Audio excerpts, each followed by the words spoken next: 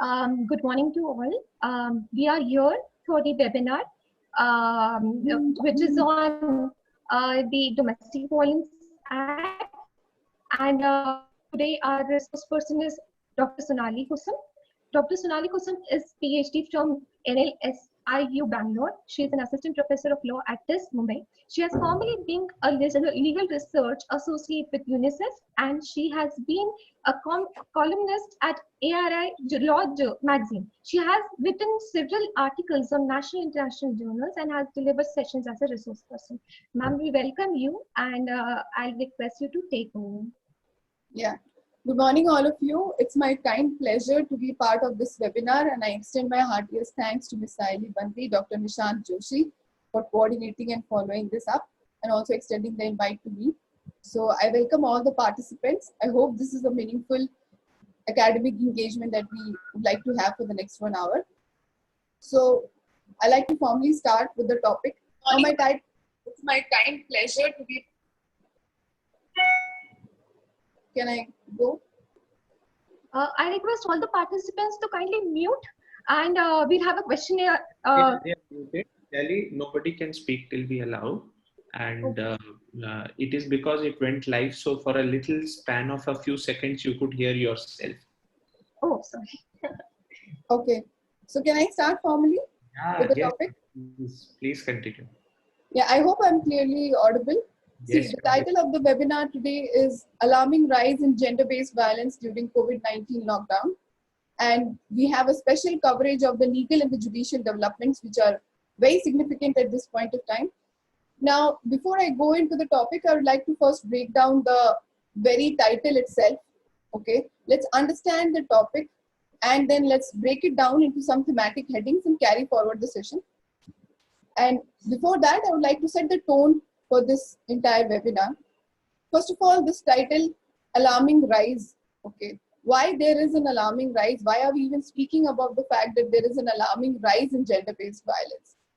See, we have all noticed in the newspaper as well as in other readings, okay, even in the social media reports, that there is an alarming rise. So, and it is an alarming rise not in 1 or 2 cities, but it is become a rampant phenomena which is taking place pan-India across all states in the country. Now, why do we say it is increasing at an alarming rate? There is a data, there is statistics to say that, okay? Because first of all, as law students, I think we should not just believe blindly on the media reports. We should also believe in some of the authentic government studies. Why I put this topic as to alarming rise is because of the fact that there has been a study by National Legal Services Authority. There is a NALSA report which covers basically the entire report on interim report on the legal aid, which is carried out regarding the whole pandemic era, which is following COVID-19. So there is a NALSA study, interim report on the legal aid, May 2020, April-May 2020, that has identified few states. Though the study has been carried out across India, 3 states have been predominantly identified. Firstly, it is the state of Uttarakhand, which has reported the highest number of cases of DV, which is around 144. Then we come to the other state, which is Haryana, which has around 70 to 80 cases. And the third one is the state of Delhi, which also covers around 63 cases. I would request Ms. Saili to refer to the slides where we reflect about the NALSA report, NALSA interim report. I hope this is visible to all of you. Besides this NALSA report, there is another study which is carried out by National Women's Commission also. National Women's Commission also speaks of the fact of rising amount of domestic violence cases. And how do the NALSA as well as the NCW receive the reports? One important thing is the whole coverage of complaints which has come to them through emails. Now, one important point is, first of all, usually the women who are facing the domestic violence at home in all these cities across India are people who are most marginalized and vulnerable. There may be a large section of women who may not be familiar with internet or with making the online process, or they may not be familiar or conversant with the online process of filing complaints. So far, whatever number which I have reflected, be it the NALSA report, be it also the report from the NCW, it is largely reflecting a very understated data. Let me reflect. As you can see on the screen, I think the NALSA report, which I just covered, these number of complaints which you are seeing you have to understand that these are only underestimated. These are only such complaints which are coming online. So this is a grave issue. That is why we need to speak on it at length, that there is an alarming issue, because even these numbers are only underestimated. These are numbers which are only the email complaints, not the physical complaints, not the complaints through post. Being that also, it is such a large number. So therefore, there is an alarming rise, and therefore we need to speak on, therefore we need to deliberate, therefore we need to consider and take it into cognizance and realize the significance and magnitude of this problem. Now that I have set the tone and I have reflected some statistics, I hope this makes sense to everybody that as to what is the magnitude of this problem. Now, coming to the other important aspect of this whole topic, that is the gender-based violence with specific reference to domestic violence. Now, for the better understanding of all of you, I would like to point out what is the significance and meaning of gender-based violence as well as domestic violence. Now, gender-based violence is a very, a term which is used by international regulatory authorities. In India, we do not much dwell upon the term of gender-based violence. Largely, we are dealing with the term of domestic violence. Now, domestic violence is in a way included under gender-based violence. Now, gender-based violence basically means when the violence in any form, be it physical, psychological, or any other non-violent forms also, like financial violence, if you deprive somebody of all the financial resources, if you restrict everybody's movement and all that, if you are wrongly confining a person, those are also non-violent forms of violence. Usually, whenever we speak of violence or domestic violence, gender-based violence, the idea is we are talking mostly of physical and psychological violence. But we need to break away from this. We need to also understand that gender-based violence is a broader concept which includes not only physical and psychological violence, it includes other forms of violences also, which includes wrongly confining a person, depriving them of any kind of resources, be it economic resources, not giving them any right to any property, not giving them any kind of resources to live on their own. So these are also a kind of gender-based violence. Now in India, we largely understand that gender-based violence means domestic violence. Now gender-based violence in simple terms means when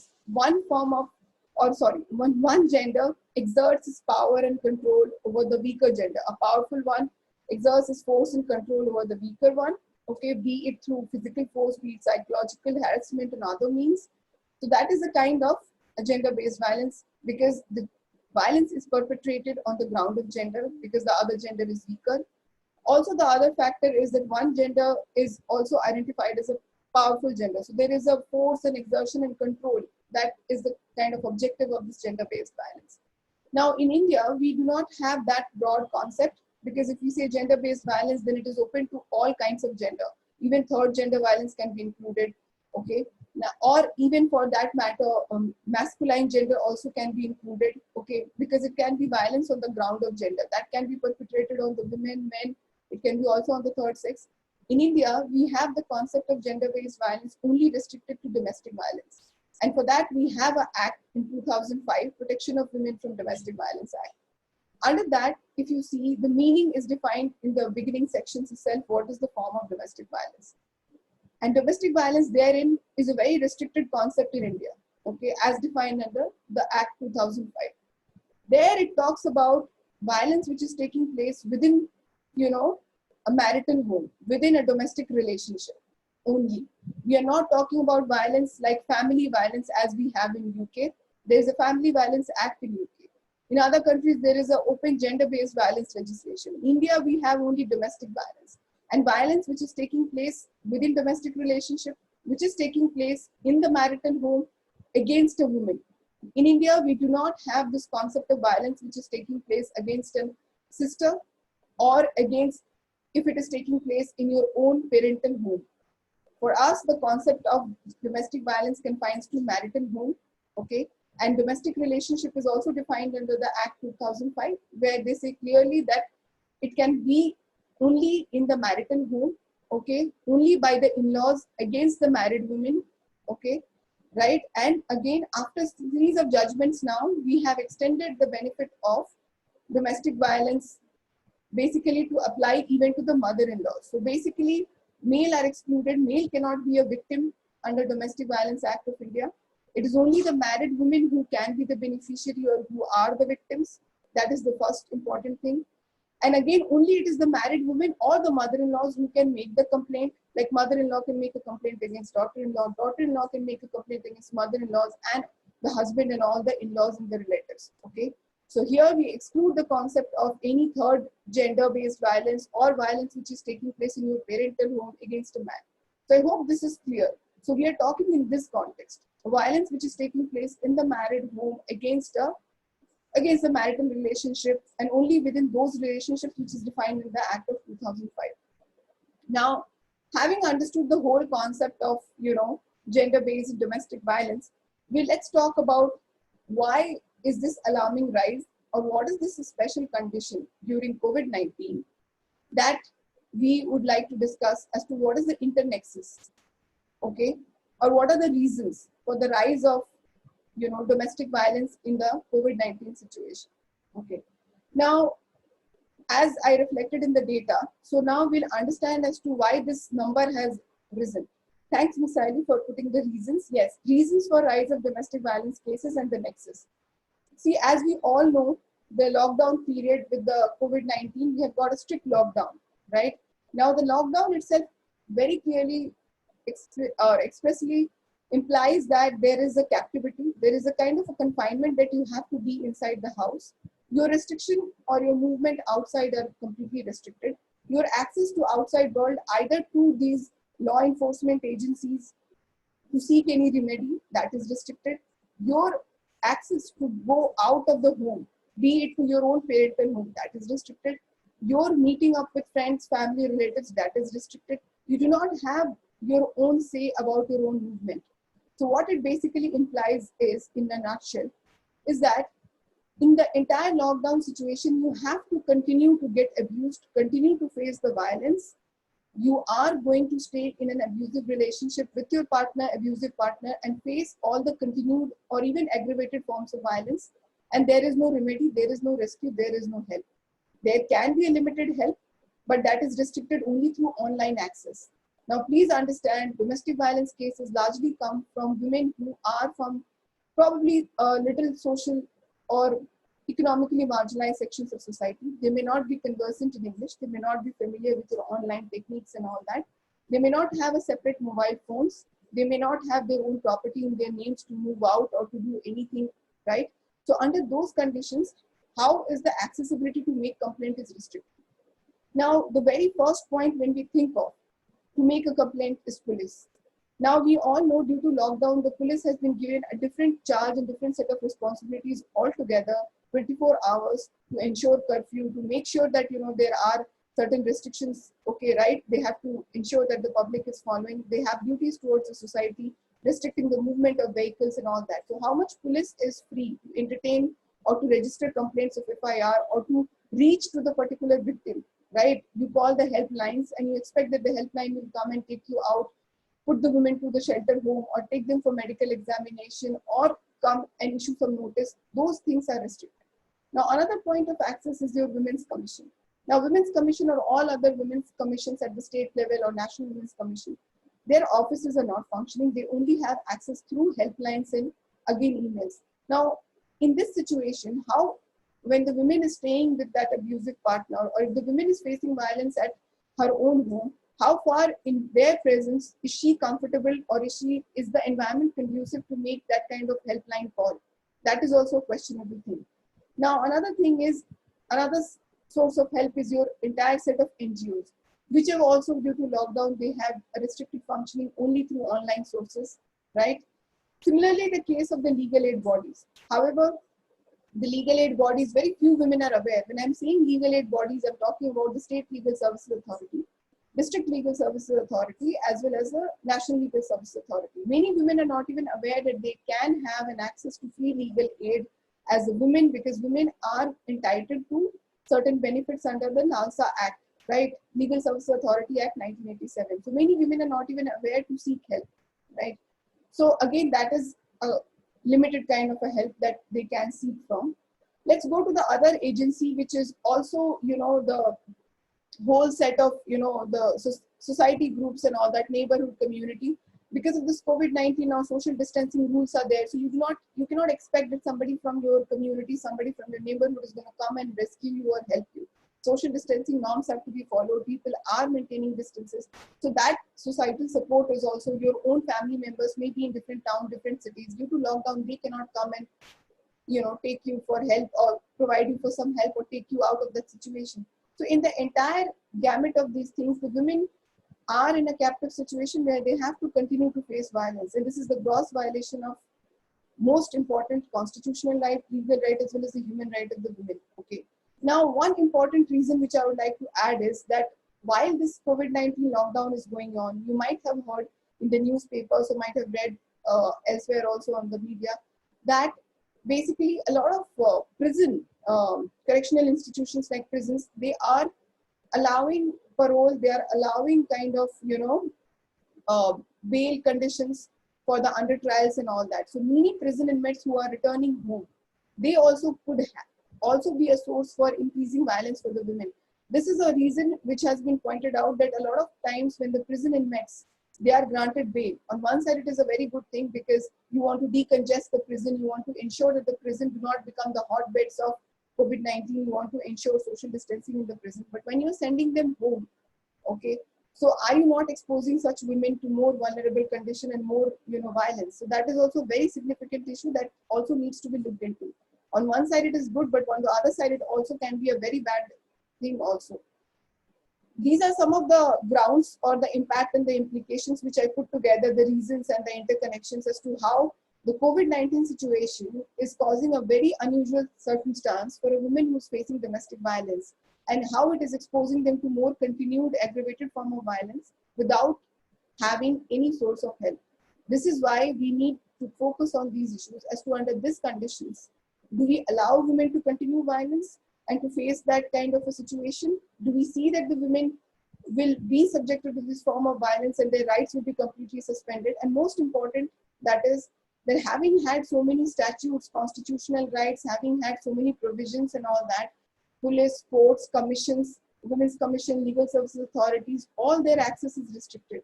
Imagine you are in a situation of violence and there is no remedy, there is no help, but you continue to face the violations. If you see the fact that, the violence is continuing, the violence is escalating, that itself constitutes another ground of domestic violence. As it is, there could have been a previous grounds or previous occurrences of domestic violence. The another important issue is during this lockdown, how much it has escalated. What kind of aggravated forms has it taken place? There needs to be a study on this also later on when the situation is conducive, when we have access to such kind of victims, to document as to what kind of escalated form of violence they had to face. Okay. Now, an important aspect I would like to deal here is the role of the entire institutional mechanism which is provided under the DV Act. DV as in the Protection of Women from Domestic Violence Act 2005. See, we have a very good, well-established statute against the domestic violence itself. That is the DV Act 2005, which confers a series of rights, some beneficial orders also to the women, right, with respect to domestic violence as to how they can be freed from it, how they can be restored. The Act is very good in legislation as well on the text, but how much it is implemented, that is a different issue. But during this COVID-19, we need to see as to what are the rights which were given under the DV Act and how much of these rights are suspended, how much of these rights are denied to these women. So I would just like to draw your attention to the DV Act and some of the important provisions of the DV Act. See, under DV Act itself, Domestic Violence Act 2005, right, there are certain, first of all, there is a very broad definition of domestic violence which is covered, which many people are not aware. Largely people think domestic violence occurs when there is some kind of a continued psychological harassment, when there is some kind of a continued or aggravated form of violence. If you go to the police and report a case of domestic violence, they do not understand domestic violence until unless there is a continued and escalated form of domestic violence, which has taken place over a period of time. Not a single occurrence of domestic violence, but a continued period of domestic violence, right? So that is one aspect, physical, psychological form of violence, which generally people understand, including the police largely, they also understand the same thing. But there are some other non-violent forms also of violence, as I reflected in the gender-based violence concept, like denying completely the woman any monetary sources of her own. She does not have any money. She is probably confined to a room or in her house. She is not given food and all those things, but she's not beaten up, right? But she's denied all kind of resources. That is also violence. That is included under our DV Act 2005 as financial violence also. When you deny completely resources, when you deny her to talk to her family, that's also constituted as a form of psychological violence. If you cut her relations off with her friends, her community, her surrounding, that's psychological violence. That's also included. Now, another very important form of violence is the sexual violence which is taking place, right? You are subjected to some kind of, violence from your partner, right? And that can be marital rape, that can be some other kind of a forced sex and other things. Those are also included under form of sexual violence under the DV Act. But the Act provides a very good, exhaustive kind of a definition of domestic violence. After a very big and exhaustive concept of domestic violence, the Act also provides you some kind of, other measures like right to seek free shelter in shelter home, right to medical examination, right to counseling, right, if the woman has faced domestic violence. Yes, Misail, you can go down. Yeah. Yeah, right to seek legal aid and other kind of benefits are also provided to the women under the DV Act. Okay. Besides that, another important provision is right to seek a lot of orders, protection order, restraint order, maintenance order, financial orders and all that. Basically, right to seek protection order or right to seek restraint order, right to seek custody orders basically means that the women can seek this kind of order from the magistrate court on complaining of domestic violence to be kind of restricted access from the perpetrator. So basically the wife can seek an order from the magistrate saying that she would like to have restricted communication from her husband. She can be provided alternative housing arrangement, accommodation arrangement. Okay, she can be, excluded from her marital home and alternative accommodation can be provided by her husband. She can also seek shelter in the shelter home. She is entitled to free legal aid, free medical aid also. There are an entire set of service providers which are included, which are NGOs to provide them some kind of psychosocial counseling, right? And most importantly, this act confers women two important rights, which is very significant. One is that the right to file DIR, not FIR, I'm saying domestic incidents report DIR. That is a civil remedy, right? When you have DIR, what happens is you are entitled to all these benefits, right to seek legal aid from the legal aid lawyer, right to get a free medical examination from the registered medical institution of your district or the state. You also have right to seek your complaint admitted before the magistrate through protection officer. Now, these protection officers have a very important role to play in Domestic Violence Act. Basically, protection officers are the people who will file your DIR, domestic incidents report, even if you read out to them, even if you tell them, right? So you don't need to be the victim of domestic violence, need not be very literate, or it's not necessary that she has to write it in her own handwriting. She can read it out, she can express herself, and the DIR report will be maintained by the protection officer. Protection officer will act as a mediator between the police as well as the magistrate in the interest of the victim of DV, right? So this whole process of filing DIR is also restricted during COVID-19 because protection officers have to have access to the women. Now, how do the women, talk about her own condition in the presence of the family member when she's not allowed to step out? She may or may not have access to email. She may or may not have access to her own mobile phone or communication. Now, the next one is in the DV itself. If you see, there is a provision for filing FIR also.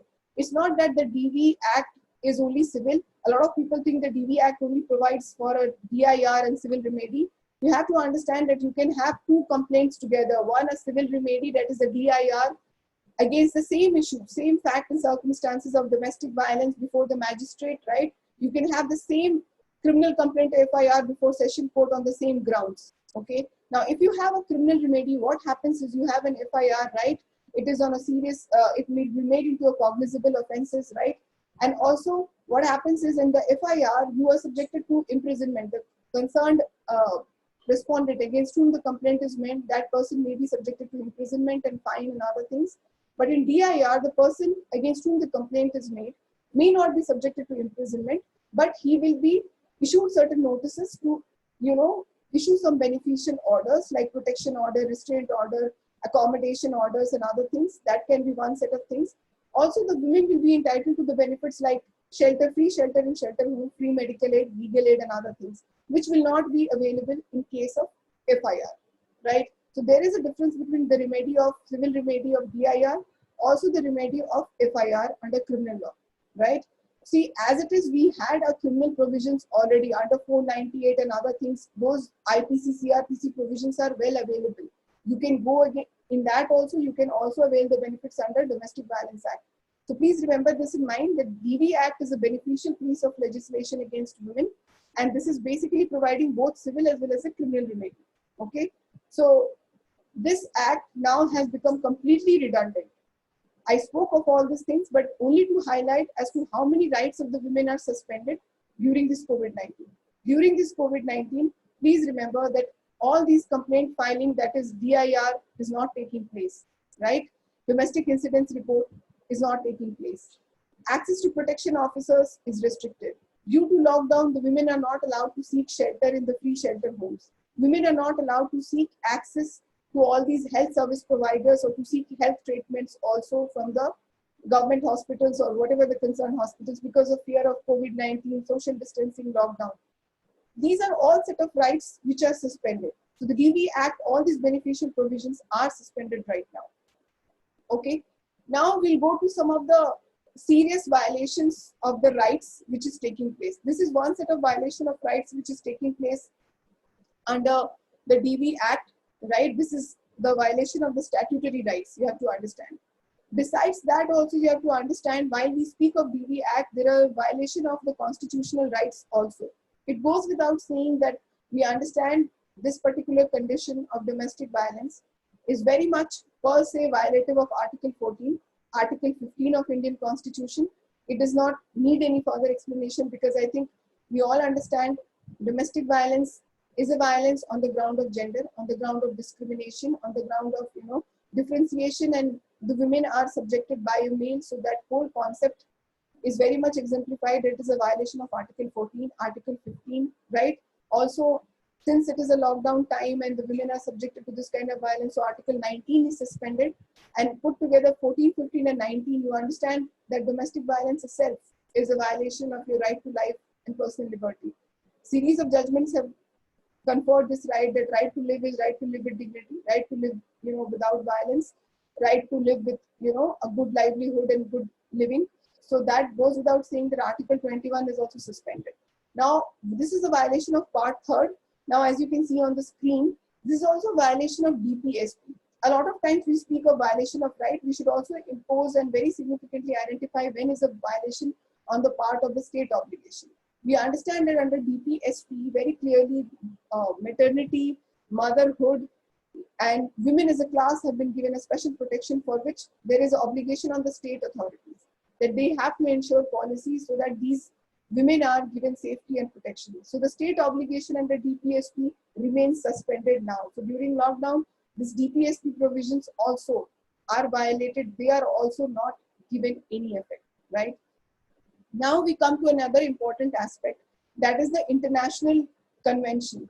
Now India has ratified UNCEDAW, right? UNCEDAW is United Nations Convention on Elimination of Discrimination Against Women, right? This is 1979. India has ratified it in 1993. Now after ratification, what happens is, if India has ratified that, India is also violating its treaty obligations, right? Even under DPSP, if you see Directive Principles of State Policy, Part 4 of the Constitution very clearly speaks that the state has an obligation to respect its treaty, right? So when you have taken up and ratified this treaty of UNCEDAW, you also take up the duty to protect women from any kind of discrimination. If you see UNCEDAW committee, they in their committee reports have clearly reflected that any kind of violence is a kind of a serious gender discrimination, right? So for that, the state has to ensure policies, the state has to ensure acts and legislations, right? So this UNCEDAW is also, India's treaty obligation under UNCEDAW also remains suspended. Because during lockdown, what has happened is, during the lockdown period, all these rights, state obligation under DPSP, international treaty obligation, they remain suspended and women continue to suffer. So as much as it is a denial of right to women, it is equally the failure of the state obligation at the level of the constitution under DPSP, also it is a violation of the international treaty obligation, right? Therefore, these things need to be brought out, and these need to be discussed in the light that the state has a policy mandate, the state has a constitutional duty which is failing, which on the part of the state it is failing to enforce, right? So we are only claiming, or we are only making a case for the state to take into consideration, because not it is out of sympathy, right, or apathy or anything, because it is the state is failing to deliver its duties, which it is bound to do under constitution. We all know that under constitution it is the supreme law of the land, right? Under constitution, if it is the supreme law of the land, the state is equally responsible. The state is equally bound to honor its commitment. Also, not only within that, but also as a treaty obligation that is failing, right? And of course, statutory obligation come after the constitutional and treaty obligations. Statutory obligations under DV Act also the state is failing, right? Now, after we have discussed all these violations and other aspects, I would like to talk about the role of all these law enforcement bodies, right? So, what is the role of right now the existing functional mechanism that we have? Yes, as you can see in the slide, the role of all the significant legal authorities and the statutory bodies, civil society in addressing DV during pandemic, right? As I mentioned to you very clearly that a lot of provisions are left redundant, they are not being put into effect. But nevertheless, some of these functional mechanisms which is existing, what role are they playing? It is important to see. First of all, let's understand the police, the very first, agency which we go to in case of any kind of reporting of violence, because it's the first grassroots level organization that we can have access to. Now, during this COVID-19, we have to understand that during COVID-19, the role of police authorities have completely changed, and it is under compulsion. The police is already overburdened with the duties of lockdown. As I said, they have the duty to ensure Section 144. They have to impose 144 some places. They have to ensure that nobody is violating the lockdown compliances. So that is one case of police. Now, the other important aspect is the role of the police is very limited now, right? But also the police has changed the role into a mediator now. Many are cases where the police helpline is available to women, and the women are making complaint to the police. The issue which is faced is that the police is directing them, due to lockdown, you have to either continue to stay at home, or the police takes the role of a mediator, saying that you discuss the issue, mediate between the two aggrieved party and the abuser, and you settle the issue. So there the police is taking the role of a mediator and a counselor rather than kind of taking the, the urgent steps, right? And the third thing is, only in few cases, like I will tell you the cases where, for instance, if a woman has already made a complaint to the NCW, she has made a complaint to the, some officials under the DV Act, for instance, protection officers. With the help of them, if the police is being approached, sometimes due to pressure and all, the police is sometimes arranging for, in few cases, the transit, so that the women can be allowed in few cases where the abuse is extremely aggravated, like if there is a grievous hurt, for that matter, as in terms of IPC, when we say a grievous hurt situation or a situation where there is extreme life-threatening situation, in those situations only some kind of transit and travel arrangements are made. So that is your role of the police. Now we have another agency, which is the role of the Women's Commission, right? So what is the role of the Women's Commission right now? As it is the Women's Commission, as you can see, they have clearly stated as to how many complaints they have received just in a span of in a span of 1 month itself, during the very first month of lockdown, right? What is the number of the complaints and how they have identified some of the measures. Now, Women's Commission, having taken this situation into cognizance, they have brought about WhatsApp number, they have brought about online complaint system. Again, as much as WhatsApp and online complaint system are available, they have a limited access. Let's understand this, because not every woman has a separate mobile phone on her own, without her husband not having access to it. So that is again a restricted thing. Now, one important and beneficial or another salient aspect of this NCW recommendation is your special team of which is constituted, right? The special team, and also the provision of NCW working with police in order to save the lives of the women who are facing extreme situation. So transit to or movement to the shelter home, medical checkup, and the special team are two beneficial initiatives of Women's Commission during this period. Now we go to the another agency, and their role during this lockdown, that is the NALSA. We must appreciate the role of NALSA because I think because of NALSA, for the first time, we have got a report, a statistical number, even though it is underestimated, it is only reflecting those cases where, the data has come. First of all states have not submitted data. Let's remember that all the states have not submitted data regarding domestic violence to NALSA. So some of the states which have reflected, their data is there. And again, this data can only be largely emails. So again, the other set of complaints are removed, but nevertheless, a data has come through the NALSA initiative. And one beneficial aspect of this NALSA initiative is there an open online legal assistance system, or one-stop centers as they are called. They are organizing a one-stop center which is going to provide medical aid as well as the legal aid for the victims of domestic violence. So when you say legal aid, basically the women are approached or they are allowed access to their counselors, right, as well as the lawyers on the phone itself, and they can get their complaint registered. Lawyers are available, counselors are available to some extent. So this NALSA initiative of one-stop center or online legal assistance service with the panel of lawyers and counselors is a good initiative to say, right? So this is another agency which is functioning during COVID-19 to address DV. Now we have, can we go to the next slide? Yeah. Now we have some of the NGOs which have been conducting a lot of work with respect to DV. Before I go into this, I would like to just tell you that the DV Act itself has come because of the initiative of the NGOs. A lot of times we make a lot of bad noise against the NGOs, but we have to understand in a country like ours where women face a lot of injustices and all that, it is only because of the NGOs and their concerted efforts at grassroots level that this very act of domestic violence has come. We have to understand this Act of 2005, domestic violence, has come because of the initiative of the Lawyers Collective, which is an NGO. So this is the legislation which we're talking about, DV Act, has come from the concerted efforts of the NGO. Lawyers Collective is an NGO in Delhi, and it is worked with the Ministry of Women and Child, and they have drafted this legislation. So the role of NGO is very, very significant in addressing issues which are at the grassroots level like domestic violence, especially because the NGOs have an access to all regions, be it rural, urban, or also the pan-India coverage they have, and they have a range of other services which are available, not just legal help, but also counseling and other things.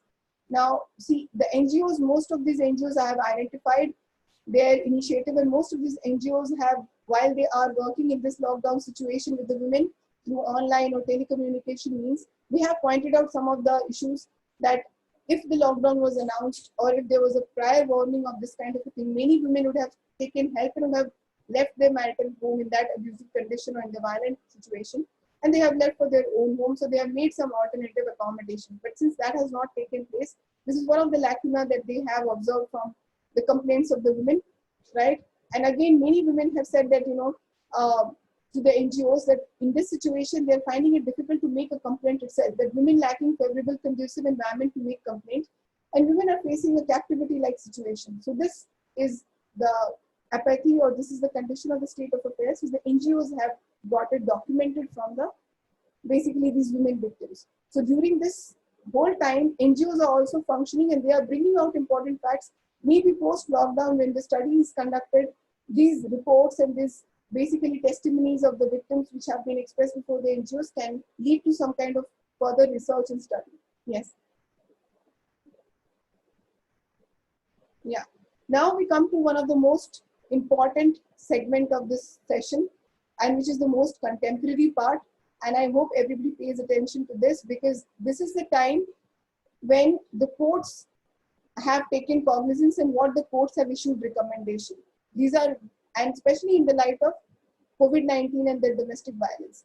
So far, I have spoken of the role of the law enforcement agencies, the statutory bodies, and like Women's Commission, and also the NALSA. These are statutory bodies, the police and all that, right? And what are their diversified role or new faceted role which they are playing. Now we'll speak of the role of the courts. And we have to understand that the courts play a very significant role, because however your constitutional provisions are, however our statutory provisions are, courts have a crucial role as to how to interpret it and what directions they can issue. Courts can issue directions to all range of authorities, all range of states as defined in the Article 13. of Indian Constitution, the state comprises of all these authorities which I spoke of, all the statutory bodies. So the court's orders also have to be followed, right? So the courts have a very significant role. And during this time, you have to see there are 4 important judgments which have come, right? 4 important judgments. One is the state of Jammu Kashmir, second is the Delhi High Court, third is the Karnataka High Court, and the fourth is the Madras High Court. These 4 high courts have clearly not only taken cognizance of the issue of domestic violence, but they've also issued certain set of recommendations during this context. These are recommendations which are not a general recommendation. These are recommendations which has come in the most contemporary time after having taken cognizance of the different situation of COVID-19 and how it is affecting the rights of the women.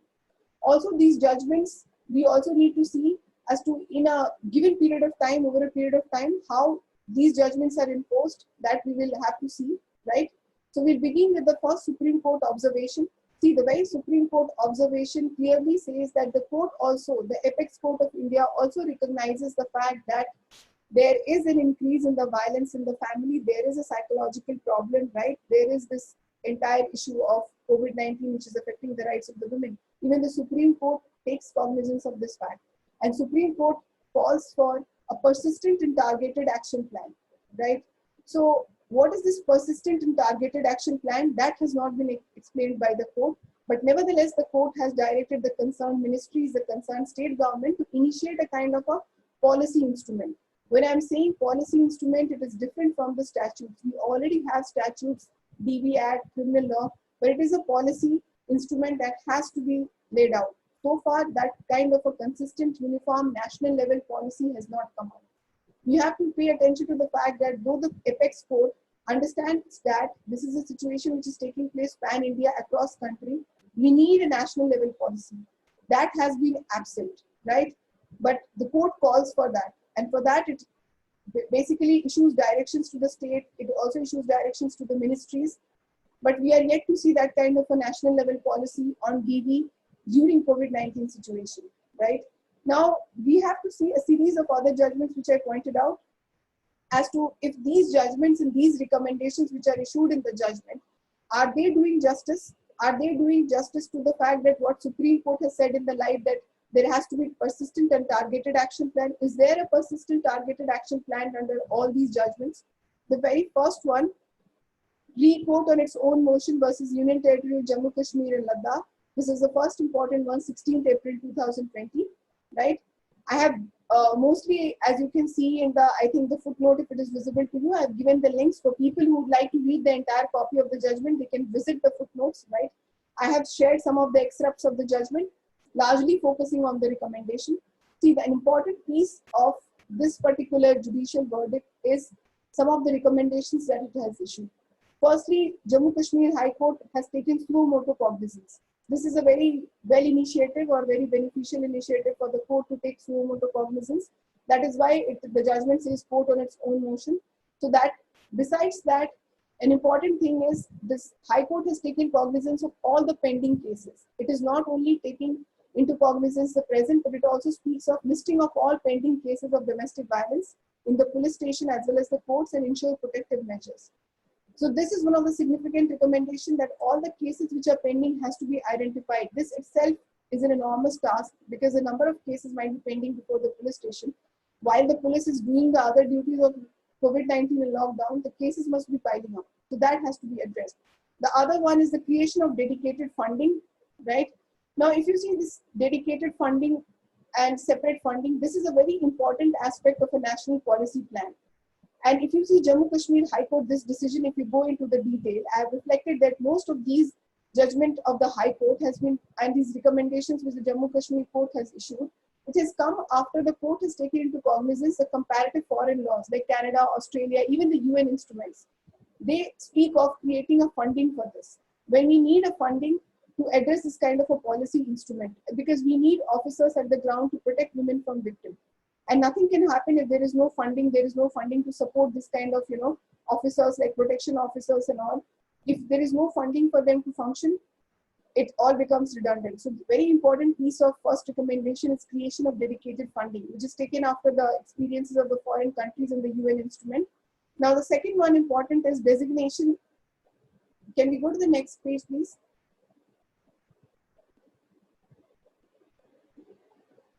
Can we please go to the next page?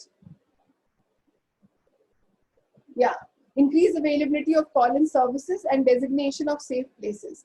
Now, call-in services, as much as it is a good initiative, but it has to be more telecommunication based rather than online, keeping the context of India, as many women may not be conversant with, ICT, the entire computer technologies and emailing system.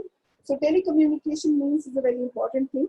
The other is designation of safe places. Now, this again is an experience of the foreign countries as to what are the safe places which are designated, right, to address domestic violence victims.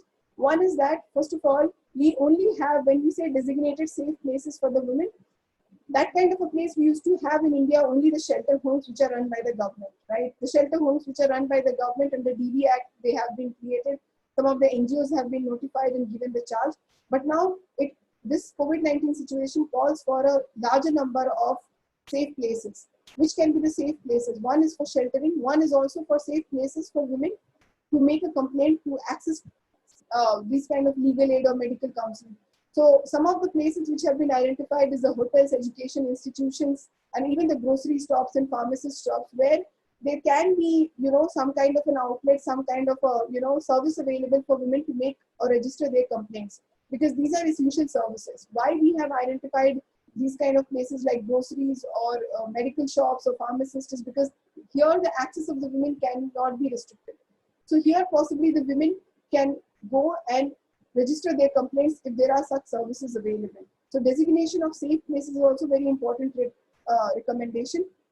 And the other one is publicity and information to all the contact details of the protection officer counselors. In India, we do not have much of coverage on this. As much as the DV Act provision also clearly says that the publicity has to be given to the stakeholders, there's not much information available. If you go around your own city, you don't find where is the government-based helpline numbers if you want to report DV cases. If you recall, a few years back, there was a campaign called Bell Bajao campaign, which was run by Ministry of Women and Child. That was a good initiative. We need more campaigns like that, but linking to the government authorities, not necessarily through NGOs only, but all to the government authorities. Like we have in DV Act 2005, some NGOs which are identified, which are functioning with the sanction of the government. We have some kind of a helpline numbers of the women police stations, only women police stations. Those numbers have to be broadly publicized. Also the numbers of the protection officer available in your district. First of all, the entire coverage of the protection officer is very less, right? So who are these protection officers? Where are they available? Their contact details can be, widely publicized so that people can have an access to, the victims can be given their access to, right? So these are some of the important recommendations of the Jammu Kashmir High Court. Now we'll go to the other important judgment of the Delhi High Court. Yes. So this is another significant piece of the judgment. If you see, media has given a lot of coverage to this Delhi High Court judgment rather than this Jammu Kashmir and the Tamil Nadu or Karnataka. This judgment on that matter has been given a lot of coverage. Many of you might have read about it in the newspaper also. All India Council of Human Rights, Liberties and Social Justice versus Union of India. And this has been decided as on 24th April 2020. Now, most of these recommendations are kind of similar to what the Jammu Kashmir High Court has said, but I would like to pinpoint two important aspects or two salient aspects of this recommendation of Delhi High Court. One is that relaxation and exemption for those who may break the norms of lockdown to report abuse. This is very important. Can we think of a situation like this that, when we speak during lockdown of getting permits and all that, can we seek a permit for moving out of the house or accessing the police station on the ground that we have a victim of DV at our home or in our neighborhood and we want to report a complaint without being arrested for lockdown violation? That is a very brilliant and very well thought recommendation which needs to be reflected.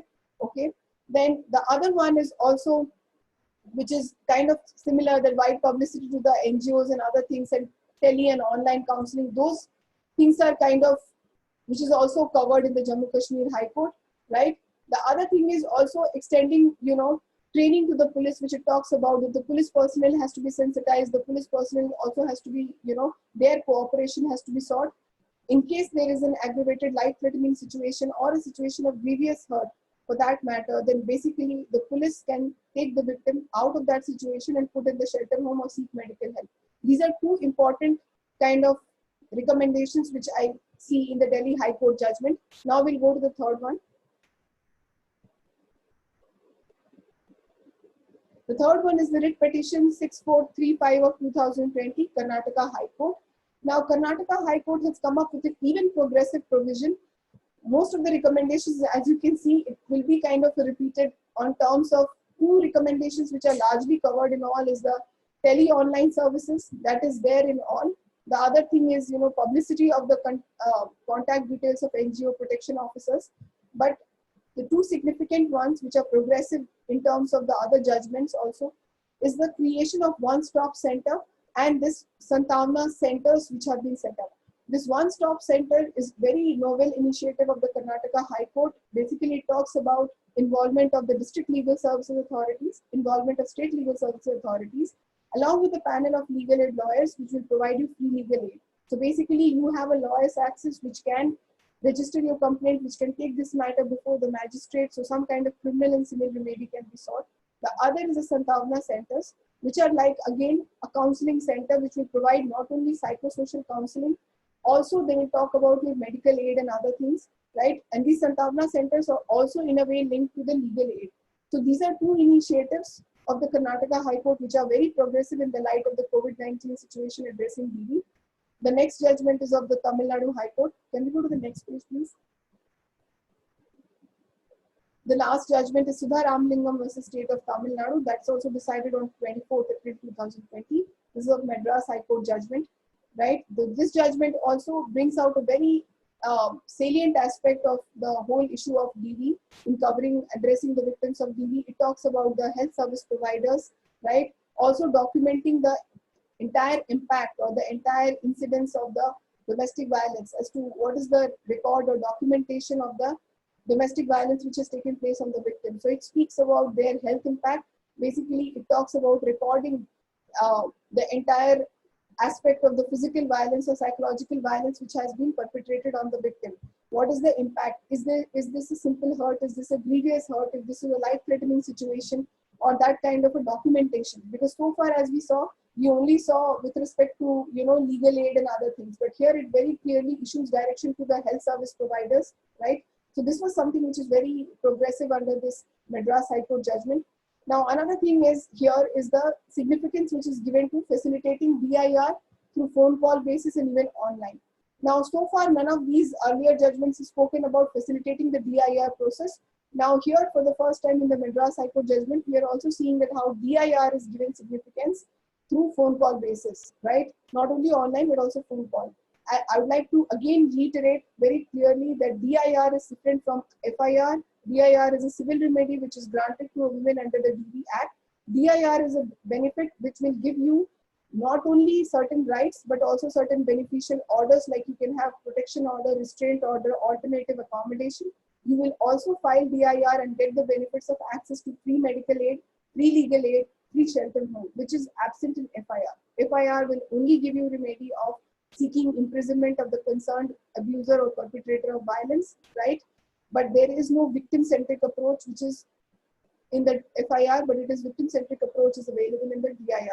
So DIR is a much preferable, much speedier means. Again, DIR can be facilitated not only through victim, but also protection officer. So it's very significant in that way that the Sudha Ramalingam State of Tamil Nadu has given some kind of significance or some kind of highlighting to this issue of facilitating DIR on phone call and online basis. Now, can we go to the next segment? See, after I have covered all these judgments, you can now analyze in your own way also as to how much these judgments are talking about an action plan. So far as the Supreme Court, as I said in the very beginning of the judgments aspect itself, that how much these judgments are bringing out an action plan. So far, these judgments are, if you see, on one side, Jammu Kashmir High Court talks about funding. Delhi High Court talks about, allowing exceptions to step out of the home, make complaint. Madras High Court talks about health services, DIR. Delhi High Court has all these high courts have a piecemeal approach, right? Nevertheless, these are beneficial aspects and these are some kind of initiative which is in the interest of the victim of DV, but they are not going consistent. They are not in a concerted effort. There is no comprehensiveness. Supreme Court has called for a persistent and targeted action plan. Have we, first of all, when we speak of persistent and targeted action plan, have we identified the size and magnitude of the victims of DV in rural and urban areas? When we say targeted action plan, who are our target groups? Who are the victims? And also, what are the functionaries who are available, and under whom do we have to entrust the duties? Do we entrust duties to NGOs? Do we entrust duties to protection officer, to police, to courts, to commission, to legal authorities, legal service authorities? To whom? So we need to have a consistent action plan and a policy instrument where the role of all these agencies are clearly laid out. See, we cannot have one set of direction in the state of Kashmir, one set of direction in the state of Delhi, in all these. As much as these are appreciable, but we need a national level action plan also, so as to better guide the state authorities also. Because if we have a better national plan, then all these state level authorities can, on that model, they can develop some protocols. And mostly one important aspect is we need more of an SOP approach, standard operating procedures or a protocols which can be given effect at the ground level. Because it is very easy to say there has to be prevention, protection, but how do we prevent? Who is the first agency where we go to seek prevention? Do we go to police when the police is self busy with the lockdown duties? Are there alternative means? That is why we say that these judgments, these are contemporary. These judgments have come only in the month of April. These judgments have taken cognizance. These judgments have issued recommendations, but still they lack a uniform national level approach. Supreme Court calls for a targeted action plan, a more comprehensive action plan, but that we are lacking. We have a state-based differentiated approach. One state has a differentiated approach from the other. This is a piecemeal approach. This is very much an ad hoc approach also, because something terrible has happened now. Post facto effect is taking place, right? Now, briefly, I will cover the role of the international regulatory authorities. And in that, I will cover basically the UN Spotlight Initiative, right? So I will just briefly speak of the UN Spotlight Initiative, right? India has played a crucial role as a member of the UN, and also, UN has created a global advocacy program where it urges all the member countries and the states to basically initiate a policy to counteract domestic violence during COVID-19. If you see, this UN Spotlight Initiative is a very long-term and well-thought approach, because first of all, it talks about creating this whole situation of COVID-19 and domestic violence, recognizing it as essential services. They say that this whole situation of COVID-19 and also the domestic violence, it should be brought under essential services. It should be brought under services which are permissible to move around even during lockdown. And they also speak about creating the transit movement, creating a dedicated funding, opening more shelter homes. Now, this is one of the reasons why the UN approach is better, because it also talks about not only the existing shelter homes, it says that the state government should organize temporary shelter homes, right? Temporary shelter homes, for that matter, you need funding. So you need a separate kind of a budget and a fund from the government to set up shelter homes in a temporary manner. Like we have different kind of places for people to be kept in isolation. Similarly, some kind of a temporary shelter homes need to be set up. So this is UN Spotlight Initiative in many ways is long-term, well thought of. It talks about essential services, recognizing the services which are available to a woman to address domestic violence during COVID-19 to be included under domestic violence. So basically the women victim, as well as the social workers, police who are going to rescue the women, they should be allowed some kind of a movement and facilities as permissible under essential services so they can move around freely. The other thing is funding and creation of the shelter homes. Now we'll go to quickly the UNDP and the UN Women Initiative. Can we go to the next page? Basically, the UNDP organization and the UN Women organization also brings out some important recommendations with respect to addressing domestic violence during COVID-19. The UNDP basically talks about initiating a new kind of a SOP or protocols, right? And the UN Women talks about giving mostly significance to not only the access to health services to women during the COVID-19, but even post-COVID-19, basically the health services. So UN Women and UNDP also has brought about 1 or 2 policy recommendations. This is only a guiding instrument, as we all know. International treaty obligations do not have a binding statutory effect. They have a guiding or they have a guiding effect, so they can only be looked at into, and they can be modeled into, or they can be reflected in our uh, national policies and legislation. So if we have a national legislations at the later end of the time, then possibly we can have a look at these kind of policy instruments and their directives. Now we'll go to some of the issues basically with respect to what are the challenges that we are facing, or issues that we are facing in enforcing the DV Act that we have to address COVID-19. There are certain issues with respect to implementation of the DV Act and its provisions itself. And this is not only during the lockdown, but it has continued even before that. As I said earlier, that the DV Act is a very good legislation in the paper, but it is not very good and effective in implementation. Can we please go to the issues and challenges? Yeah, so issues and challenges in addressing DV under this act. The very first thing is the substantive limitations, right? The very concept of our domestic violence is very restricted. So far, we only reflect to kind of, violence which is physical and psychological. Still, we have many other forms of violence. Most importantly, I would like to mention, in today's world and time, a lot of cyberbullying takes place of one partner against the other, because it is the domestic relationship. Privacy, intimacy of the partner is very much breached, and that kind of, cyber-related or cyberbullying kind of violence is not reflected in the DV Act. As you can see, many of the complaints of this domestic violence and all those things are with respect to breach of privacy of the one partner by the other. That is not reflected. We have physical, psychological, sexual, financial violence, but we do not have anything to do with violence regarding the cyber issues. So that is one challenge. Secondly, the inclusion of all domestic relations, that is also not covered. As I said, in India, we have domestic relations, so the violence only against the married women is taken into account. What about the violation of or any kind of violence which is perpetrated on the unmarried sister, or the some other female member who is living in the house with respect to that, but she's not in her marital home? So those kind of family violence is not included. So the limitation in the scope is also very narrow.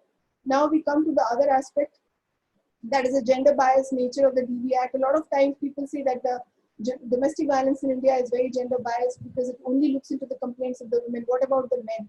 But the court has addressed that issue many times, that under Article 15 Clause 3, it clearly provides that some kind of a beneficial reservation or affirmative actions can be taken by the state for the protecting the interests of the women.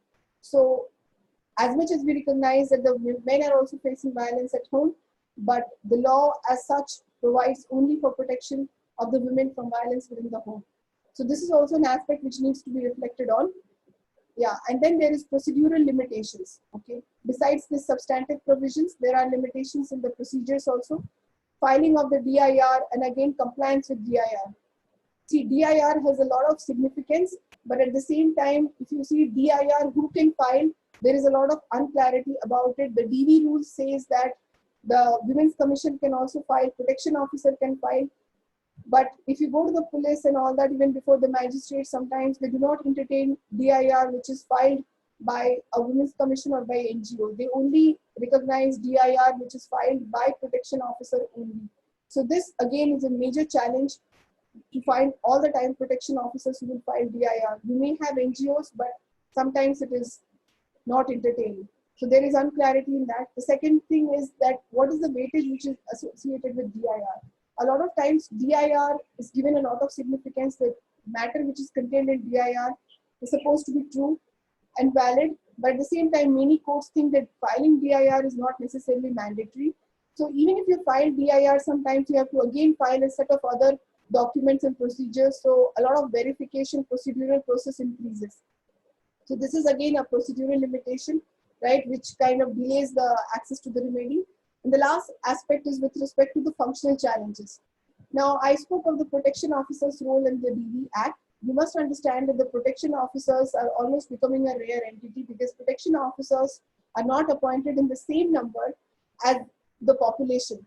See, what happens with the protection officers is that there are only few protection officers sometimes as compared to the size of the population of the state or the district level. There can be few, like a handful of 5 or 6 protection officers in a district which has a large scale population of women. Again, the protection officers are supposed to be largely women. Okay, protection officers have to be a person who is qualified in social work degree, but largely the protection officers are contractual ones who are appointed. They may not be from social work discipline. They may or may not be women also. So in a way, whatever the DV Act and DV rules provides for the appointment of protection officers, that is not complied with. So again, these are again some functional kind of a problem because of non-availability of the protection officer. And if protection officers are available, they are not necessarily available throughout the year. They are not necessarily competent and trained. Yes. Now, with this, I would like to just come to a set of recommendations, and that is the last part of my session. That is, these are some of the recommendations with respect to addressing the overall issue of domestic violence during COVID-19. First of all, I think the most important point is what the Supreme Court has pointed out in a very clear manner, that there has to be a targeted and persistent action plan. So we need a policy instrument on that, which will define clearly the role of all the functionaries, including police, courts, women's commission, legal service authorities, NGOs, during this special situation of COVID-19, and the manner of handling complaints of domestic violence during COVID-19, right? So that action plan has to be reflected. In that idea, if you see in that light, some of the judgments which have pointed out very good measures, as Jammu Kashmir High Court, what the verdict says clearly, or the recommendation says, creation of a dedicated funding, or for that matter, the opening up of more shelter homes or designating safe places. These are some of the recommendations which are very pertinent. As I pointed out, that some of the recommendations of the court needs to be very effectively complied, right? And again, the DV Act itself now has to be given effect, but may not be in the same form, but in a more or less in a different manner, so that the access to the protection officer, access to medical aid, legal aid is facilitated to the victims, right? And another important recommendation should be as to how do we develop a SOP or a protocol for functioning of all these agencies so that they do not overlap again, and they identify larger number of victims and they kind of address better, facilities to them or better avenues to them for them to express their complaints. So this SOPs and protocols, as the UNDP has also pointed out, that also has to be reflected. Now, there are other recommendations you can go through, but I would like to sum up my talk here. And I would like to thank once again to all the participants who have had a patient listening. I'd also like to thank Ms. Saili as well as Dr. Nishant Joshi for coordinating and for assisting me. And special thanks to Ms. Saili for helping me with the presentation and the slides. So I would like to rest my case here. Now, if people have questions, participants have questions, I can take them up. Thank you. Thanks a lot. I request the participants to please raise their hands if they have any query. Sorry. I request all the participants to please raise their hands or please unmute if they have any query or if they have any questions to ask. Ma'am, once the participants will raise their hands, I'll unmute them. We have a hand raise from Kamlesh sir and Ritupriya ma'am. Sorry. I confirm I'm not able to Ritupriya ma'am, hear I if think it's anybody is asking questions, sorry. it's because of a glitch that her hand is raised. Yeah. Sonali ma'am, can you hear us? Ma'am, can you hear us?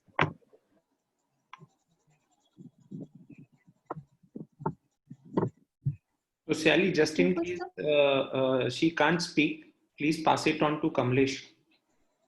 Nakul, you can pass the microphone to Kamlesh. Yeah, I've passed it on. Kamlesh sir, you'll have to unmute yourself. Yes, sir. Yes, sir. Hello. Hello, ma'am.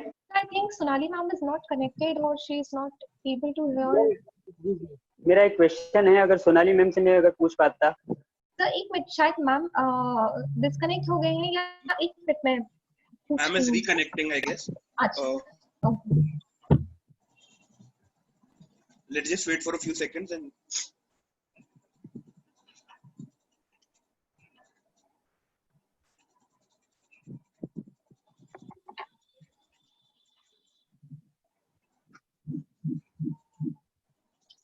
Sonali ma'am, can you hear us? You'll have to unmute yourself.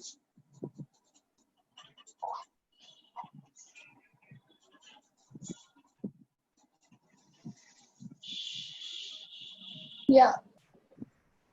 Hello. Yes, ma'am. Yes. Ma'am, we have a question from Kamlesh Jain. He is a faculty at Department of Law. Sure, sure. Hello ma'am. Kamlesh sir. Hello. Yes ma'am, yes. Ma'am, एक सवाल मेरा ये है कि जो ये हमारा whole discussion हमने अभी डिस्कस किया है, ये बेसिकली बेस्ड है नालसा की रिपोर्ट पे। और जैसा जी कि जी आपने बताया भी है कि नालसा ने जो टोटल केस रजिस्टर्ड किए हैं विमेन वायलेंस के ड्यूरिंग लॉकडाउन, जी वो लगभग 750 हैं। मेरा जी मेरा एक सवाल ये है कि हम किस ग्राउंड पे ये कह सकते हैं कि जो 750 केसेस हैं ये बहुत ज्यादा हैं? आखिर में किस उसका एक आधार क्या है कि हम ये कह रहे हैं कि 750 केसेस जो है वो एक अलार्मिंग सिचुएशन है अगेंस्ट ऑफ विमेन? क्या ऐसा कोई कंपेरेटिव स्टडी हमने किया है? क्या हमने इसको कंपेयर किया है किसी एक ईयर से, प्रीवियस ईयर से? क्योंकि जी सी यस ये जितना बड़ा आपका पॉपुलेशन साइज है, तो जी हालांकि आपने कहा भी है कि कई सारे केस रजिस्टर्ड नहीं हुए हैं, लेकिन ये जी एक आर्ग्यूमेंट तब भी दिया जाता है जब सिचुएशन बहुत नॉर्मल होती है कि विमेन्स जी जो है वो बहुत हैंडीकेप्ड हैं, वो घर से निकल नहीं सकती, उनके ऊपर बहुत सारे प्रेशर हैं, जी उनके ऊपर एक सर्वाइवल का एक बहुत दिक्कत है, तो वो अपने घर से निकलती नहीं है। तो अगर जी मैं एक आर्ग्यूमेंट को छोड़ दूं, तो आखिर में क्या आधार है ये कहने का कि ये बहुत अलार्मिंग सिचुएशन है हमारे लिए? Yes, thanks for the question. I would just like to say that first of all, it's not only the NALSA report, जैसे मैंने पहले कहा था, नालसा रिपोर्ट ने जो रिपोर्ट बनाई है उसमें भी मैंने आपको बताया कि ये खुद ही नालसा एडमिट कर रही है कि इनका जो ये डेटा है वो अंडर एस्टिमेटेड है, ये ईमेल्स पे ज्यादा आधारित है और वो ड्यूरिंग पैंडेमिक के समय 1 महीने की वो स्टडी है. The time duration is only 1 month, it is not annual, it is N interim report. During the lockdown, it is an interim report of NALSA during pandemic, so it is a data which is only reflecting of a month, March to April, since the commencement. So the time duration is very limited, 1 month. Second thing is, it is a data which is reflecting only the emails. It is not a data which is reflecting the postal or the physical communicated ones or the इसमें वो भी data नहीं आ पाया है necessarily जो police से आता है, वुमेन्स कमीशन और एनजीओ से आता है. तो ये बहुत ही छोटा साइज है.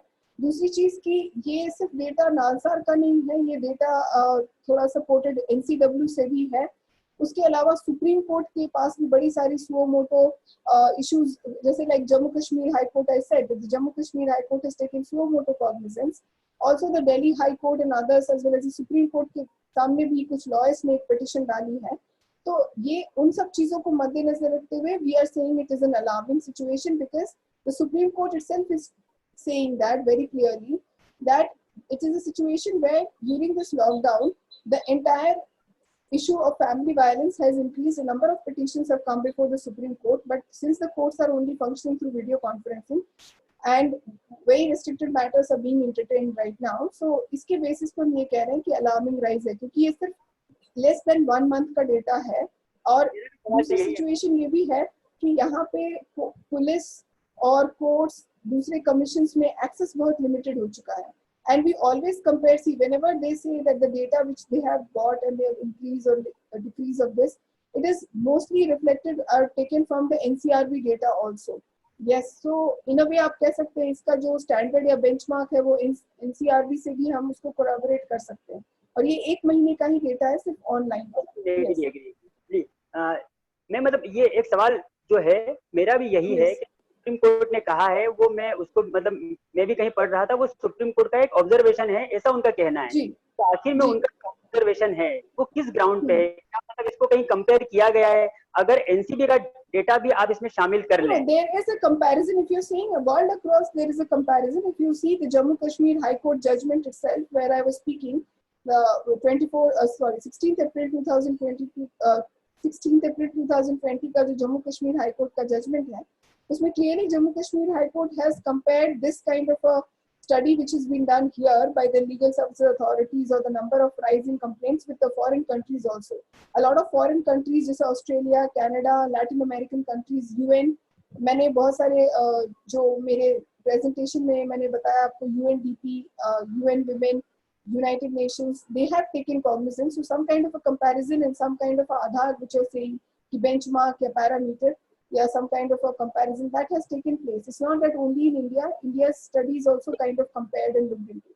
But nevertheless, इसमें अभी उतना detail में wholesome research नहीं हो पाया है because this is just a data of 1 month since the commencement of lockdown. Yes, ma'am. Yes, ma'am. Okay. Thank you, ma'am. Thanks a lot. Any other question? I think Ritu still has her hands raised. I've allowed her to speak, but she's not unmuting her microphone, sir. Okay. There's another question from, I think, Anshika Singh. I'll just allow her to speak. Yeah. Anshika, please unmute yourself. Yeah. Yes, sir. Good afternoon, everyone. So my question to ma'am is that I have read somewhere that a study shows that there is a significant increase in the suicide rates in during this pandemic situation, and similarly, domestic violences and mental harassment cases have also increased because of this lockdown thing and all. So, ma'am, what do you think? Somewhere the government shall be held liable for such a situation, for giving rise to such alarming rates in gender violence and etc. And ma'am, what can we do on a personal level to decrease such rates, or how can we help them? Because as you said, the basically some problems are there, such as women cannot go to police directly because of this lockdown and everything. So, ma'am, what can we do for that situation? Yeah, Ma'am, first of all, this question which you've asked about the mental health and suicide thing, that is related to gender-based violence also, but it is a larger issue. See, suicides and depression during lockdown is being reflected all over for various reasons. One of the reasons can be domestic violence also. See, many people are losing their jobs. Many people are finding it difficult, to travel. They are held in different situations, no access to help, no access to resources. You have to food, clothing, shelter, the issues. So suicide and mental health issues can be related to a lot of factors. But yeah, domestic violence is also one such, because as I said, domestic violence during this time is severe and it is more aggravated because you are continuing to live in a situation where you know your partner is abusive and you know you have no remedy, no access. Your remedy and access is very much limited, right? And the second thing which you said about the personal level, I think the personal level and the state government liability which you spoke of, firstly, I think it is the government liability, as many of the NGOs have pointed out. When I was speaking about the role of NGO and observations which the NGOs have received, one of the NGOs have reflected that many women said that if they were aware or they were made aware of by the government or by some kind of agency that this kind of... Sorry? Yeah. So if there is some kind of a problem which is going to take place, then possibly, or if there was this kind of a lockdown to be announced, if the women knew about it, or if there was by government a well thought approach that such kind of women who are going to face violence, or women who are already in shelter home, or women or children who are in such kind of a difficult situation for that matter, if there was a special transit service by the government, right, or if they were also included under essential services. Like I said, that the UN Spotlight Initiative talks about that, creating designated safe places. Jammu Kashmir High Court also speaks about that, as I reflected, that the government could have created a temporary shelter home or some kind of an alternative housing accommodation arrangement or alternative kind of a unit which can look into the issues of violence, because it is very established fact that domestic violence is not a occurrence of the recent phenomena. It has taken place over the years in India, and the court or the government cannot overlook it. So the courts or the government could have, taken that into consideration and then brought out this lockdown along with these special measures. So that is an absence or a failure on the part of the government. At the personal initiative, we can only provide, I think, since we all are imposed with the duty of social distancing and the lockdown and other things, we can only access or seek help or provide them help through, I think, the contacts through phones or online services only. I think personal level, I think that can be initiated if and online services we can, because until unless the government exempts you from this, otherwise you cannot have, because if you're violating social distancing norm, you yourself can get arrested. So under that situation, you can only have a very limited access and help. So communication, online services, some kind of help can be shared if at all. That is the only response I can give it, that like under this situation. Yes. Okay, ma'am. Thank you, ma'am. Thanks.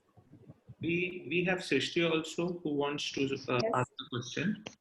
Good afternoon, ma'am. I'm Srishti, and my question is: don't you think we should have more strict laws against all kinds of offenses against women? So, like which prevail in the Gulf countries and in the southern countries. Don't you think that we should have more? No, I would like to disagree. See, I don't think like- Gulf countries are a good model to follow. We are a democratic country. We are a country which is ruled by constitution.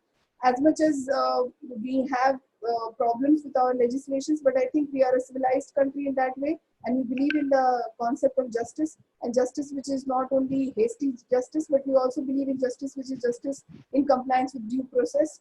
So I believe in the court system and also believe in the system of criminal law which is provided by CRPC.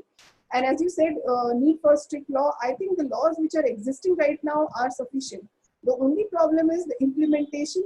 Also the problem is the entire service providers or the entire range of functionaries which are created under the Act. Like I said in my discussion itself, that there is protection officer, there is service provider NGO, there is legal aid through legal service authority, there is medical service provider. But the problem is, are their services efficient? Are their services effective, available when you need? You have police तो है ही, आपके पास सारे services हैं, पर ये services को ensure करना है जब आपको जरूरत है. Mostly when you need it, they are not available or there is a delay. It's only because of the huge delay, the lack of manpower, the lack of funding. These are the issues. I think laws we have enough. I think our Prime Minister has also started an initiative where we are going to repeal the laws. And so I think laws are enough. Implementation, funding, training of the functionaries are important. Ma'am, so don't you think that following a deterrent approach for protection of modesty of women is incorrect? No, deterrent approach is not coming. It is not a deterrent approach which I am promoting or anything or any law is promoting. The law is talking about ensuring compliance with the law and correcting the behavior and also ensuring benefit to the victim. See, most of the legislations, if you see, sometimes they are very strict in nature. But are they benefiting the victim? For instance, I will give you an instance. Hanging, do you think hanging the rapist, hanging the criminal is going to lead to any kind of a consequence or improvement in the situation of the victim? You have to restore benefits to the victim, right? Victim-centric approach has to be brought in India. For instance, the victim of DV, आप उनके perpetrator को अगर jail में भी डाल देते, you imprison him, you put him in jail. Does it provide for her some standard of living? Does it provide for her bread and butter? How is she? She is a housewife. Her husband is abusing her or generating some kind of violence. She's facing a domestic violence situation. So putting that man into prison, and then the woman, what she is at home, she's a housewife. She doesn't even have a basic, income. So where does her income come from? How does she live? Doesn't the state liability come in? So don't you need a victim-centric approach in the law, which the DV provides? It says that you have a shelter home, you have a free medical aid. You need empowering the victim. You need to hear from the victim what do they need. The law needs to conform to that. So the law has to, on one side, correct the abuser, at the same time restore the victim, empower the victim, ensure her some kind of remedy. Only looking at the law and increasing the penalties and not having any victim-centric approach. When I say victim-centric approach, I'm talking about how is the law benefiting or empowering or restoring the situation of victim is not going to help solve the problem in long term. अभी फिलहाल लग सकता है कि law और punishment बढ़ा दे और ये कर दे. Punishment बढ़ाना एक तरीके से सही है, और punishment बढ़ाने के साथ जो victim के साथ जो गुजरी है उसको भी medical treatment दिलाना पड़ेगा ना, and who will bear the cost of the medical treatment? So the victim-centric approach is very, very important. Yes. Ma'am, can't we have a mixed match of victim-centric approach and a deterrent approach? There is that only is being experimented in the DV law. That itself is being experimented in the DV law, because the DV law itself says you can have an FIR, you can have a DIR. एक तरफ आप FIR भी कर सकते हैं, DIR भी कर सकते हैं. Problem ये है कि हम उसको उतना effectively implement नहीं कर पा रहे हैं. अगर ये timely implement हो सकता, और अगर ये सारे services जो जितनी भी हैं वो अगर quality services होती, तो I think the situation would not have come to this large extent, or it would not have reached this kind of extremity. Yes. Okay, thank you, ma'am. Thank you. Ma'am, Samriddhi here. My question is that because we can see that there are many cases for in relation to men as well, which do not comes up because the law do not provides for the Yes. rape of men also. So don't you think that laws should be amended regarding this, because otherwise the men's rape are not coming up and there is no proper punishment to them as well? Yeah, very good question, because this has been an issue. which I also briefly discussed during my discussion. If you see my presentation, I spoke about this particular point that a lot of times the entire DV Act, the legality of DV Act is challenged as gender biased. As you said, that the complaints against the men that are not entertained. It's not that the men are not victimized or abused, they are not facing violence. It is a reality. It is a reality of a maybe comparatively lesser number of men, and it is a number which is a lesser number as compared to the women, because see, domestic violence is an issue which is not continuing in the present context. It has been going over years, right? And India में ये established fact है as per your NCRB data, as per the laws provided in IPC, CRPC. So there are issues which is facing the women is a larger scale. उसका बहुत सालों से ये चला आ रहा है और बहुत सारे provisions हैं. Now, men-related issues are also there. We are not denying it, but the fact is, it is established by the court that since women established as a weaker sex, right? Women are given certain kind of protections. Women are considered in our country a disadvantaged section of society. We are recognized as a vulnerable section of society. That is why under Legal Services Authority Act, you identify women as a class of society which are given free legal aid, along with elders, senior citizens, children, and other, sections of society. So women as a class in India established as a vulnerable section of society which needs some kind of an affirmative measure, special protection. Our history, social history has been such, legal history has been such that the women are denied certain rights. So in order to uplift the position of women, empower the position of women, as you can see, Article 15, Clause 3, Clause 4, or also Article 14 says that certain reservations, certain affirmative measures can be made by the state in favor of the women. So DV Act comes from that perspective. Having said that, I'm not denying the fact that the men are not subjected to violence. There are issues coming under that, but I think the DV Act needs amendment for that matter. And that amendment can happen only when there is a research-based study, and that research requires a good empirical data. Like I said, the DV Act was brought about only after Lawyers Collective as an NGO, in compliance with the Ministry of Women and Child, they did a study over years. They found the data to support it. Similarly, you need an empirical research study at the grassroots level to understand what is the kind of a problem men are facing, what form, a nature or incidence or impact of this violence is taking place over the years, what is happening. Then if there is a data, statistics and study accordingly, well documented, then I think it will be a time for India also to legislate or deliberate upon amending. So far, the Domestic Violence Act 2005 does not, in the definition of aggrieved party, it does not include men. It only includes women. Ma'am, but these laws are already established laws like IPC and CRPC, which provides protection to the women. So, ma'am, it's like we cannot say that the rape cases of men have been seen now only. It is because in the news they are showing this now, but these cases are reported since very beginning also, specifically in the metropolitan areas. So, not mentioning about them in the law is like creating a gender bias, which is completely going against the Constitution of India, because Article 14 provides for right to equality. So that's what I said.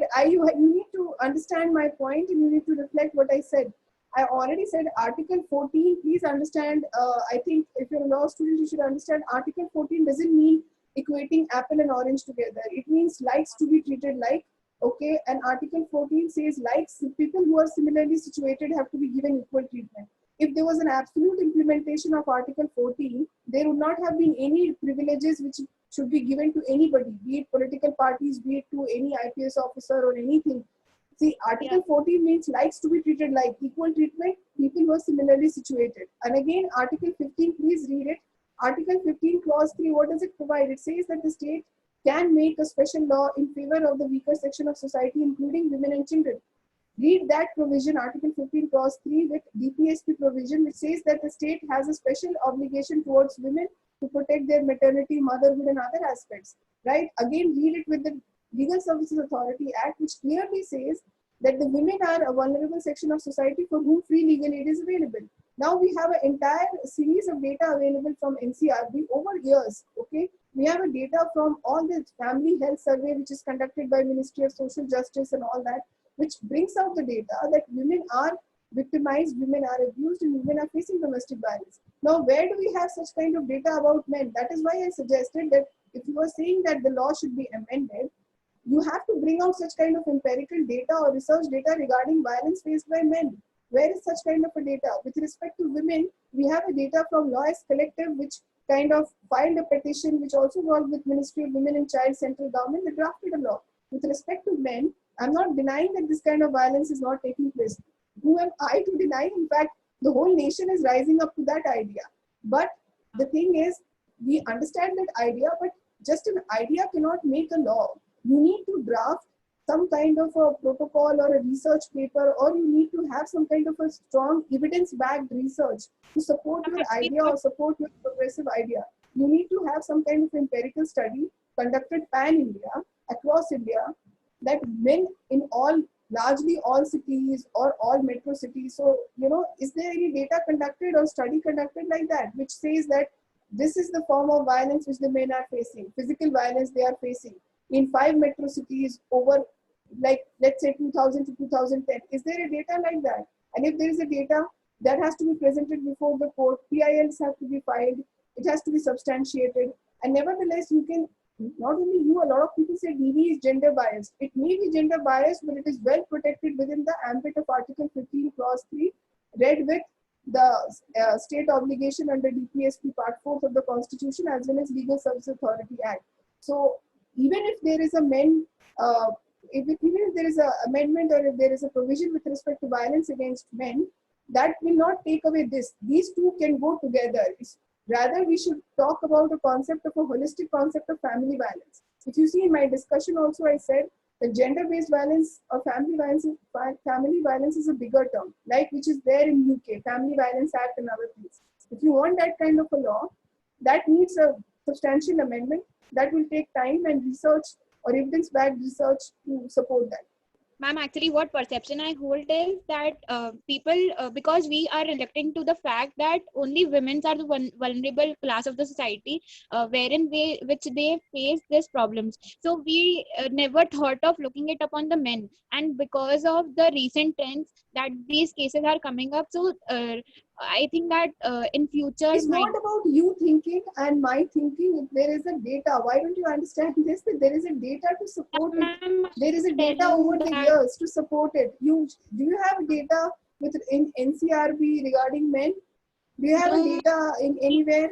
So how do, with women there is a data, there is a research conducted right now, so I thought that they might be conducting in future, so that from that particular data we can file PIL and all that stuff can be done in future time. It can be done, it can be looked into in the future, but it needs a lot of research, empirical research, it needs a lot of ground research and study. It cannot be just an idea which can be immediately implemented. And within for women, if there are beneficial provisions, that is well protected within the Constitution itself. Yes, ma'am. Thank you. Yes. Yes. Anybody, any other question? I think very comprehensively answered issue. So, madam, I think there are no more questions available. Okay.